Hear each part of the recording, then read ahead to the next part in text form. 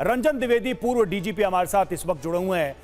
Dwivedi sir, ऐसा लगता है कि बाबा तो बहुत शातिर तरीके से, बहुत चालाकी से पूरी कानूनी तैयारी करके लिखित बयान पढ़ के दुनिया के सामने आ गए। भोली तो उत्तर प्रदेश की पुलिस लग रही है, पता ही नहीं चल रहा उसको बाबा कहां है। 4-5 दिन हो गए, एक्सरसाइज चल रही है, ऑफिसर दौड़ रहे हैं, दौरे हो रहे हैं, गार्ड्स बिछाए जा रहे हैं, बाबा का कुछ पता नहीं। ये रवि जी, आपका कहना बिल्कुल सही है कि कानूनी तौर पे बड़ा पुख्ता करके अपने आप को ये सूरजपाल चल रहे हैं। और जो उनका बयान देखिए आप, जो बयान लिखा गया है वो भी किसी अच्छे कानून के ज्ञाता द्वारा लिखा गया है, जिसमें कि उस अपने आप को साफ बचा करके और अपनी पूरी जिम्मेदारी भी नहीं बता रहा है कि हम क्या करेंगे। देखिए, इतना बड़ा कांड हुआ और बहुत ही शर्म की बात है कि बाबा स्वयं है वो एक दलित वर्ग के थे और इनके अनुयायी भी ज्यादातर दलित वर्ग के होंगे। हालांकि सारे बाकी वर्गों में भी इनका कुछ प्रभाव था, लेकिन इतने गरीब लोगों को कितना नुकसान हुआ है। और ये नहीं उसने कहा कि भाई गरीब है तो इनको हम यह सहायता करेंगे, ये मदद करेंगे, बल्कि अब सरकार को ये करना चाहिए कि मुआवजा बढ़ा करके, क्योंकि बहुत गरीब है, और उसकी सारे की वसूली वो बाबा से करनी चाहिए। बाबा का साम्राज्य खत्म करना आपको है तो बाबा को अरेस्ट करेंगे, जेल जाएगा, वो अपनी जगह बात है। काम की बात यह है कि इस पूरा एक बना करके इसका देखा जोखा और सारा धन जो है, जो दिया जा रहा है लोगों को, जो मुआवजा दिया जा रहा है, उस पर फौरी तौर पर बाबा से वसूली की कार्रवाई करनी जानी चाहिए। जो उसके आश्रम है उनको अटैच करके उनको ऑक्शन करे कानूनी प्रक्रिया के तहत, तब जो है ये सही एक्शन बाबा के ऊपर जी, ये सही एक्शन होगा जो बाबा के ऊपर होगा, जो आपकी तरफ से द्विवेदी सर कहा गया।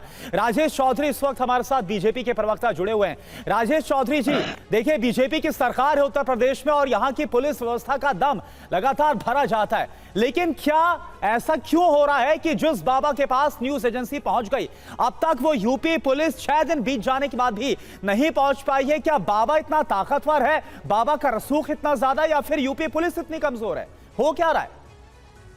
देखिए, उत्तर प्रदेश पुलिस अपना काम कर रही है। एफआईआर दर्ज हुई है, जो दोषी हैं, जो जांच में जो जिनकी संलिप्तता पाई जा रही है, उनको लगातार पुलिस गिरफ्तार कर रही है।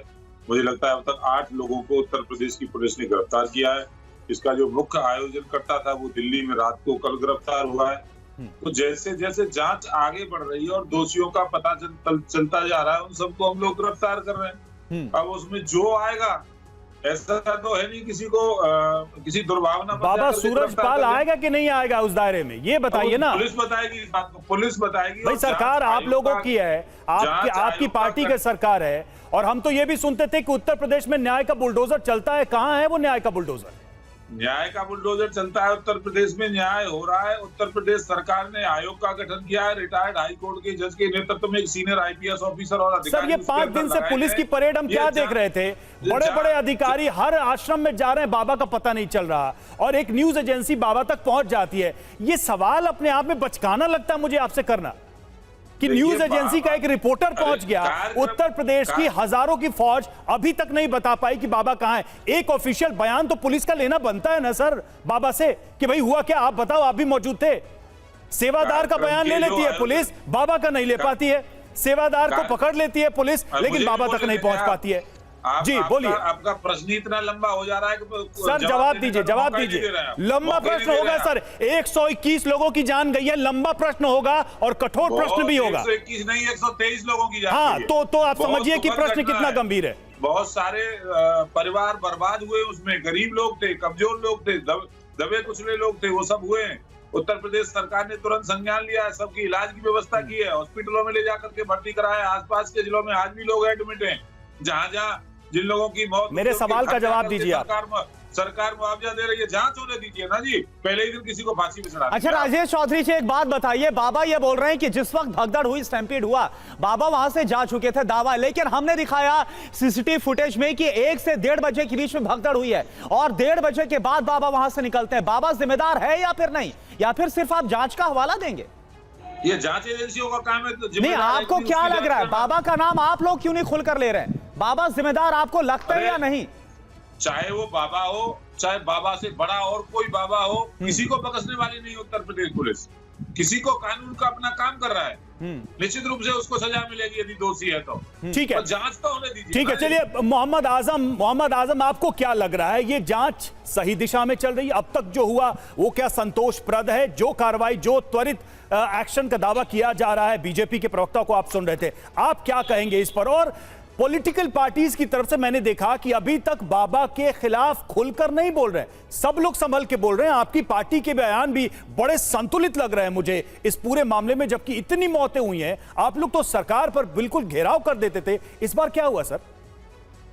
करुणा जी, रवि जी, जब माननीय मुख्यमंत्री जाते हैं हाथरस और कहते हैं वो सज्जन, जब वो सज्जन कह के बाबा को, तथाकथित बाबा को वो सज्जन कह के जब संबोधित करेंगे तो आप समझ सकते हैं कि फिर पुलिस सर, आप क्या संबोधित कर रहे हैं? आप क्या कह रहे हैं? बाबा सूरजपाल को आपका संबोधन क्या, हम ये सुनना चाह रहे हैं। उन्होंने जो कहा वो तो कह दिया, आपने क्या कहा ये बताइए ना। मैं तो कह रहा हूँ तथाकथित बाबा उसका जिम्मेदार है। जब वो कहेंगे कि वो सज्जन, इसका मतलब पुलिस और प्रशासन को ये मैसेज हो गया। सर, आपके पार्टी के एक बड़े नेता ने कहा कि हादसे होते रहते हैं, आपने सुना था वो बयान? नहीं, तो नहीं सुना था ना? बयान था माननीय राष्ट्रीय अध्यक्ष का, वो प्राइमरी बयान था। उसके बाद उन्होंने कभी भी बाबा को डिफेंड नहीं किया है, ना आज भी हम बाबा को डिफेंड कर रहे हैं। हम तो कह रहे हैं जब मुख्यमंत्री कहेंगे बाबा को वो सज्जन, तथाकथित बाबा को, जिसका मतलब पुलिस और प्रशासन को ये मैसेज मिल गया है कि आपको बाबा सूरजपाल को टच नहीं करना है, बाकी जो चाहे आप करें। और ये कहीं ना कहीं पूरे सिस्टम की फेल्योर है। आप देखिए जो गवर्नमेंट ऑफ इंडिया की एसओपी होती है इस तरह के भीड़ मैनेजमेंट की, उसका कहीं भी पालन नहीं किया गया।